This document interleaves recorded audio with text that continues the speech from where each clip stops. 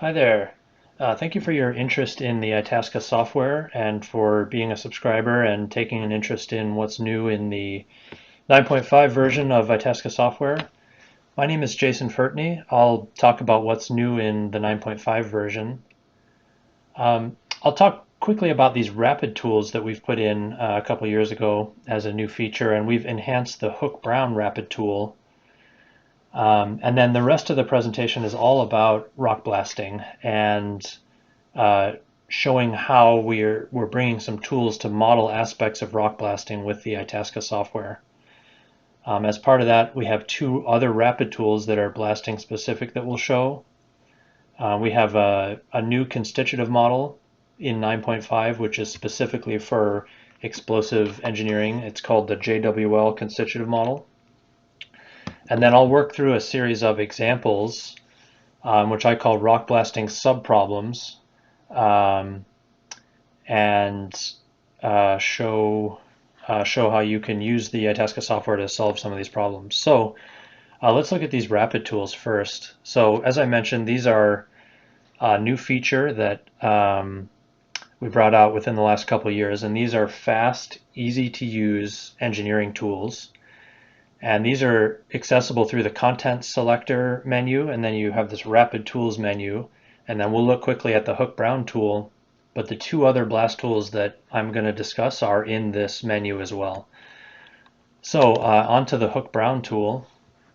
So beginning at the beginning, the Hoek-Brown constitutive model is a constitutive model for rock, and it's widely used in rock engineering. So I guess probably most people know that, but this tool is intended to set the Hoek-Brown parameters from the unconfined compressive strength, which is sigma Ci in this context, as well as the geological strength index and other factors like the Hoek-Brown D factor.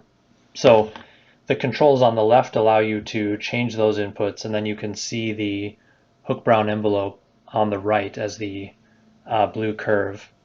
What's new about the tool now is that we have the ability to import data and to fit a Hoek-Brown curve. So you could see that in this video. We'll just play on a loop so you can kind of see what's happening. Also, we have an equivalent more Coulomb fit that we're showing now. And then we have this other tab here where you can actually manipulate the Hoek-Brown MB, S, and A directly and look at how the envelope changes. And then this tab here that's just come up shows how you can use this rapid tool to fit your Hoek-Brown properties, and then you can export a command that will set those properties in a model. So that's the Hoek-Brown rapid tool enhancement. And we'll get back to rapid tools, but we'll talk about blasting a little bit first. Okay, so rock blasting is a big topic, and it means a lot of different things to different people. It's also a physically complex set of interrelated processes, I would say, and they cover a big range in orders of magnitude of pressure, length scale, and time scale. I made this diagram on the right a number of years ago to kind of try to illustrate that this is a vertical log time scale, and it just shows that a lot of these different things that we think about in blasting are really very different in time scale and length scale. So what I'm going to show in this example, or sorry, in this seminar, is to kind of go through this time scale of rock blasting and show how the ITASCA software can be used to answer a lot of questions about these processes and make good forward predictions.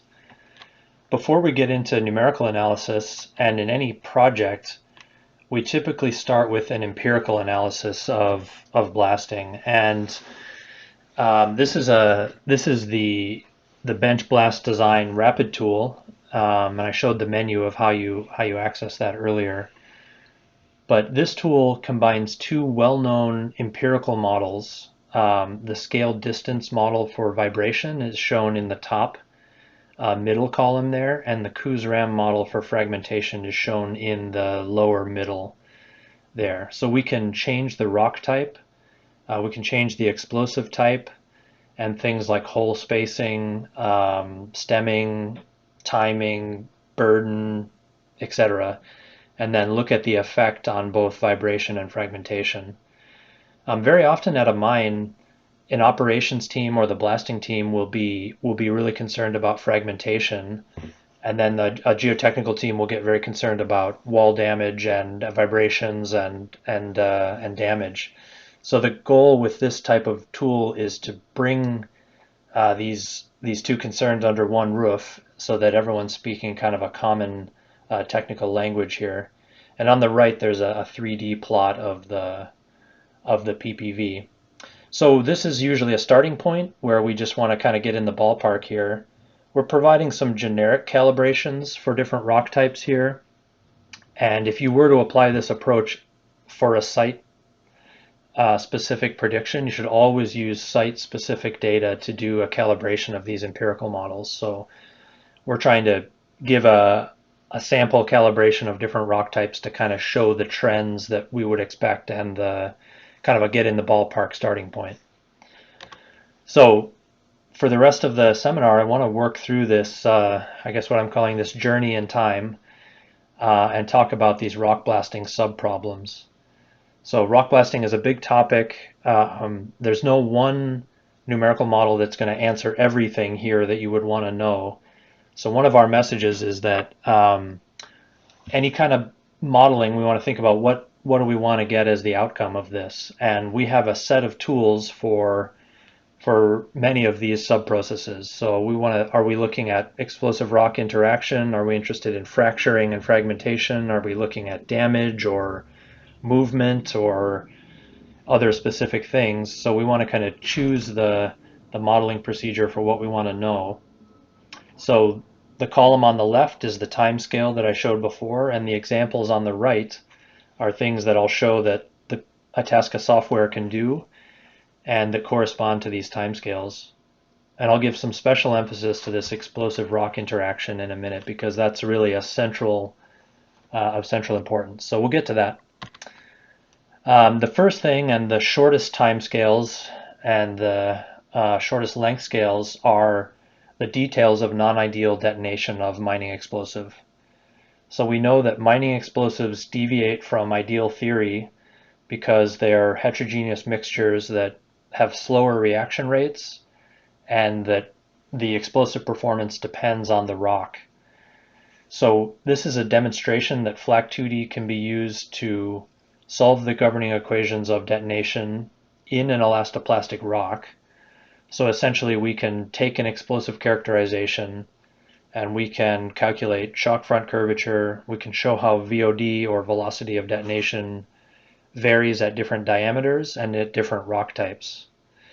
So I'm not going to dwell on this one for a long time, and this isn't going to be released as part of the 9.5 directly, but this is a separate module, and if this is something that's of interest to you, get in touch, and we'd like to hear from you and see you use this capability. So I want to spend some time talking about this explosive rock interaction, and understanding how a given explosive and a given rock are going to interact is a first step in any kind of numerical modeling exercise of modeling blast outcomes. So what we're providing here is a FLAC2D example, as well as a rapid tool that does exactly this. It's important to understand that when we're trying to do a fundamental model and we're looking at this JWL constitutive model and we're representing the blast hole at its real diameter and we're using the real pressures involved, that there's a lot of energy loss to crushing, essentially to plastic shear failure in the model. And this equilibrium pressure state is important to understand. So we'll get into more details of exactly this, and there's a couple of illustrations here, as well as a question of where does the explosive energy go. So as I mentioned, this is a one-dimensional FLAC2D example that uses axisymmetry, so you could think of it as a straight line in the diagram on the previous slide. So we have the JWL explosive in the center. We sort of set the explosive off. The hole diameter increases, which causes the explosive pressure to drop. And eventually the explosive pressure drops until it reaches an equilibrium with the elastic and plastic deformation in the rock. And that's what we call the equilibrium state. So it depends. We'll see on the next slide in the rapid tool. It depends on the properties and so on, but about a third of the energy of the explosive gets dissipated in plastic flow. About 10% ends up in vibrations that go away from the hole, and some energy remains in the gas phase at the equilibrium pressure, and that accelerates away the burden, which results in about 10% of the explosive energy getting into the kinetic energy of the burden. And just a final thing on the lower right to look at, that blasting breaks rocks in tension, but we're showing here some stress histories at different points away from the hole, and you can see that there's large compressive stresses at early times. So this is another way of looking at the same thing, that if we look at pressure as a function of time, pressure falls quickly on this log scale until this equilibrium state is reached. And it's usually around maybe say at 100 to 500 MPa, depending on the rock properties. This model is then used to make a prediction of the throw velocity. So this equilibrium pressure state is kind of an important concept in understanding where the explosive energy goes. And we'll come back to this later because we'll look at PFC 3D models of throw, and we're predicting the magnitude of the throw using this approach. We'll also talk later at a larger length scale about modeling vibrations and fracturing in PFC 3D. And we don't want to model that small scale crushing and model the hole at its actual diameter in these more large scale models. So we're going to return to this one-dimensional model. And for example, we can look at what the pressure is or the stress 25 centimeters away from the blast hole. And we'll see later that we often simplify this into some kind of a triangle wave of pressure to apply in a model at a later time. So this is of sufficient importance that we decided to make this into one of these rapid tools. So this is a machine learning rapid tool that takes an explosive type, rock properties, a hole diameter, and some blast parameters, and it predicts this equilibrium pressure, the expanded hole diameter, the crush zone size, which is the red circle there in the middle plot, as well as the distribution of energy of the explosive. So different explosives have different expansion energy density, and different rocks will dissipate different amounts of energy in crushing, vibration, and ultimately in throw of the rock. So if you run that FLAC 2D example or this rapid tool, you should get the same answer. And just to make the point that this is usually where we start in an analysis of blasting. So we'll get back to this again.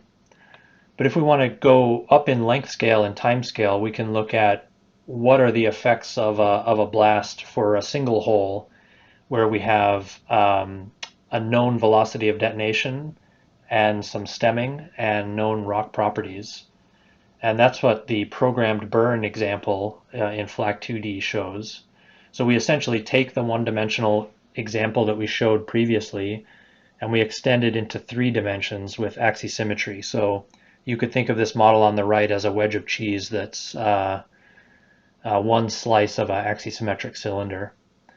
So we apply the reaction extent to the explosive using a known velocity of detonation in this JWL model. We explicitly represent the stemming, and then we track the PPV, which I'll show shortly. So here you can see the Mach cone.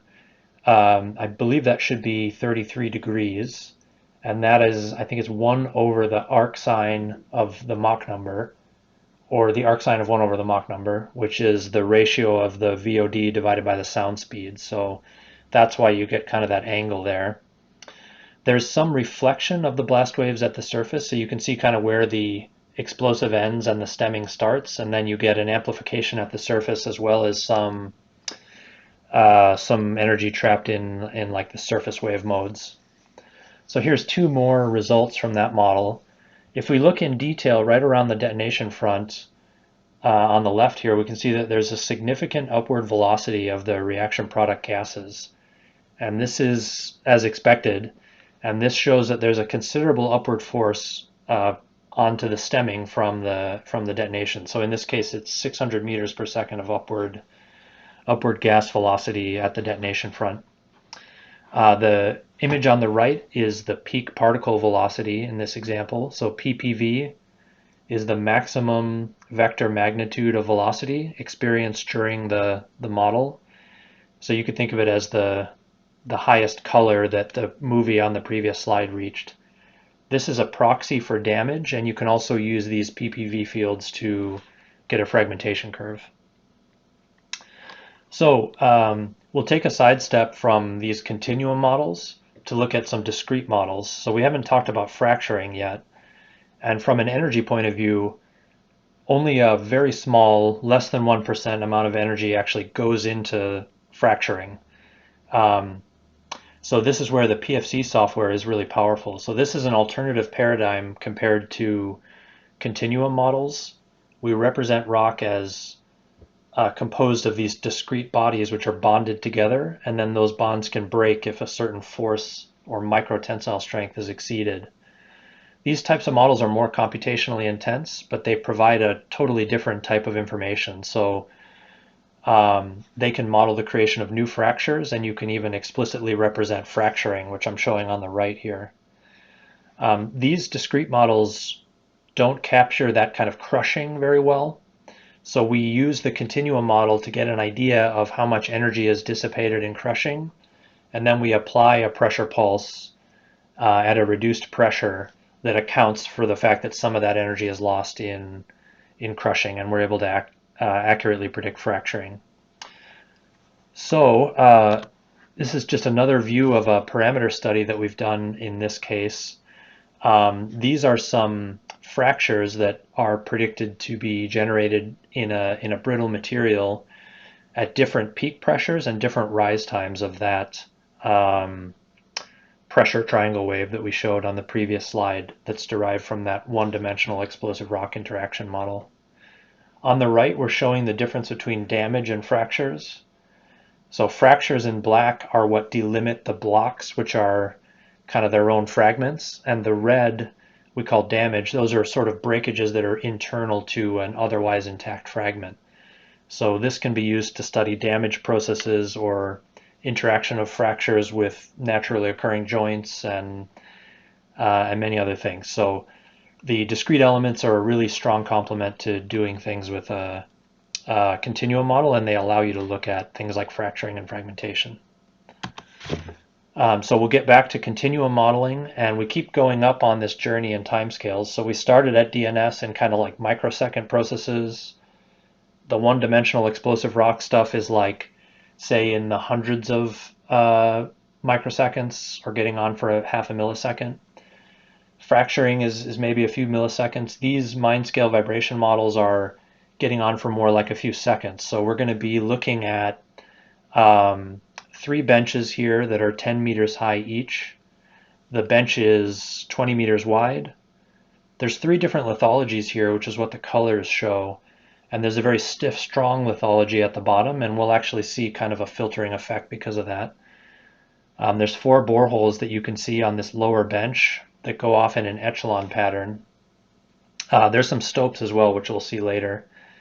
So just to repeat the message that we have half-meter elements in this model, and we're studying a much bigger problem. But we use that one-dimensional model to get the essentially the stress at a half a meter away from the hole, or 25 centimeters away from the hole, to account for these half-meter zones, so that we don't have to model the tiny borehole and all the crushing and everything around it. As before, these are elastic models, and we use PPV as a proxy for damage. So this is a movie, and you can see the Mach cone just like we saw before. This is a coarser model, so you don't see as much detail there, but this movie will loop around, and you can have a look again. One of the interesting things we see in this model is a very strong internal reflection at that lithology boundary. That there's a factor of 10 change in stiffness at that boundary, so there's kind of a wave trapping effect in that case. And this model also shows surface reflection effects as well as some refraction of waves kind of towards these upper benches. The plot on the right shows the PPV again, and as I mentioned, that is a proxy for rock damage. So you could imagine kind of an isosurface of PPV would indicate what volume of rock you're expecting to be fragmented. This is another view of the same thing.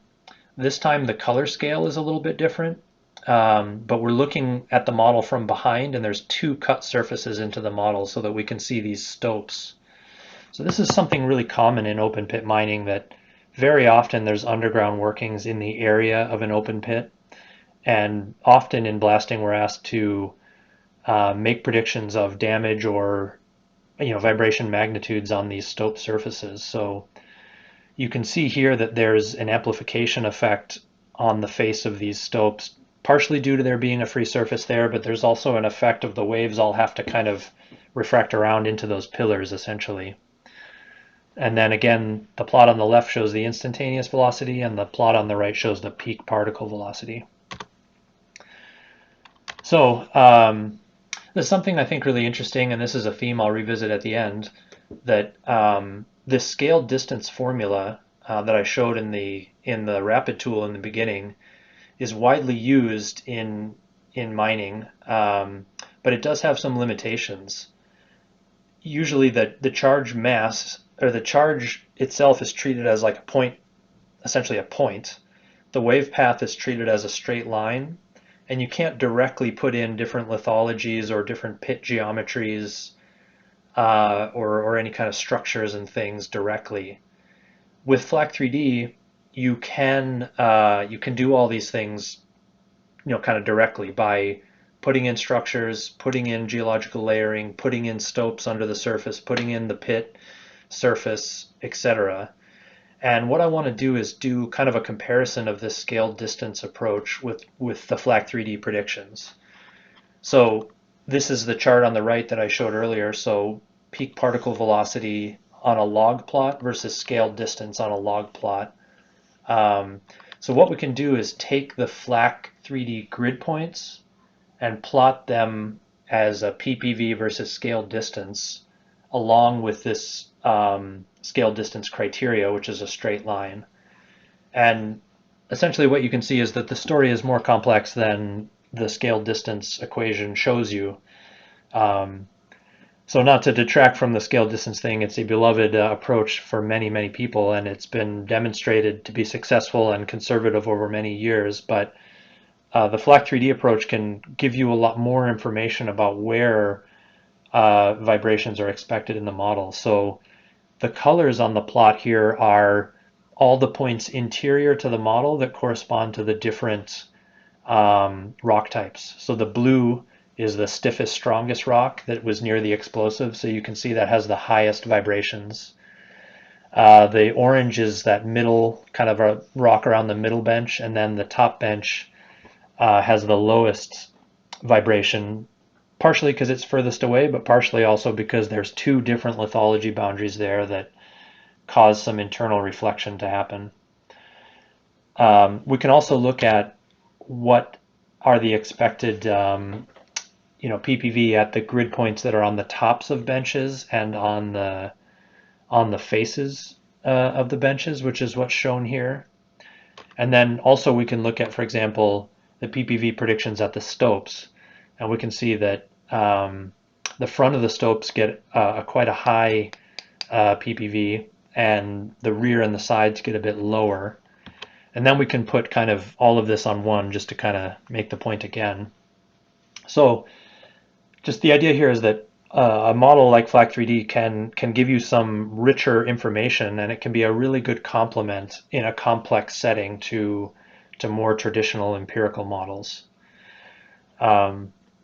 So again, moving up in time and thinking about longer length scale and time scale processes in blasting, rock blasting throw is of interest to a lot of people. And in this kind of setting, we assume that the rock has been completely fragmented by the blast and that it moves according to this fixed timing pattern that's been established. It's it's a physical principle that rock moves in the direction perpendicular to the timing contours. So the colors that I'm showing on the right here are the timing of the holes that go off, and the rock kind of gets pushed down to the left in this context. So this uses the PFC 3D software. We're using the rolling resistance contact model to represent these angular fragments, and we can essentially put in, this has probably 150 holes or something, and we can put all those holes in. We use that one-dimensional model to calculate the expected face velocity of the throw, essentially, of the burden. And obviously that changes with explosive type, hole diameter, spacing, burden, all that stuff. And then the rolling resistance model is used to kind of represent the angular nature of the fragments that are created. So you can see the movie on the left, and then the kind of cross sections on the right, where we can color the particles by displacement magnitude, or by color them by their initial position, or you could color them by grade if you were looking at dilution, for example. So a lot of different aspects come into predicting movement for preventing rehandling or preventing mixing of ore and waste, or safety, things like that. So yeah, that's a summary of what's new in the FLAC 3D 9.5. I guess that was kind of a whirlwind half-hour tour there, so we have left time for questions. I'll give a quick overview of what I talked about already, just to, I guess, kind of remind you, and then there'll be time for questions. So we talked about the Hoek-Brown rapid tool and how that's been enhanced to show a more Coulomb fit, allow you to manipulate the Hoek-Brown parameters directly, and to import data. And then the rest of the presentation was about rock blasting, and how essentially the capabilities we presented are kind of a subset of the dynamic option for FLAC 3D and FLAC 2D. We talked about an empirical design tool that combines a vibration model with a fragmentation model, and lets you set kind of rock properties or rock types and explosive types and blast design and look at some predictions. And then we got into this journey of looking at timescales in rock blasting, thinking about rock blasting sub-processes, and then talking about FLAC 2D, FLAC 3D, and PFC 3D, and how we can use the ITASCA tools in a sort of connected workflow to kind of answer or make predictions about rock blasting outcomes when we think of them in terms of these rock blasting sub-problems. So I hope I've been able to make the point that numerical modeling of rock blasting can be a strong complement to established empirical models, especially when something is, like, let's say, out of the ordinary, like you have some stopes under the bench, or you have some kind of new explosive product that's being developed, or you have some unusual combination of rock properties, or some very sensitive infrastructure, for example, that you want to protect, or you want to study the fundamentals of how fragmentation happen in certain circumstances. These are all areas where numerical modeling is really helpful. All the examples are in the manual, and you can run them. They're all able to be run within a few minutes, so you can some of the problems we solved here are kind of small looking, maybe compared to a big blast, but we've deliberately provided examples that run really quickly to get you kind of in there learning how it works and making sure you understand everything, and then you can scale up to bigger blasts that might take a little bit longer to run. So with that, thank you again for your interest in the ITASCA software and for attending the webinar, and I'll be available afterwards to answer any questions. So thank you again.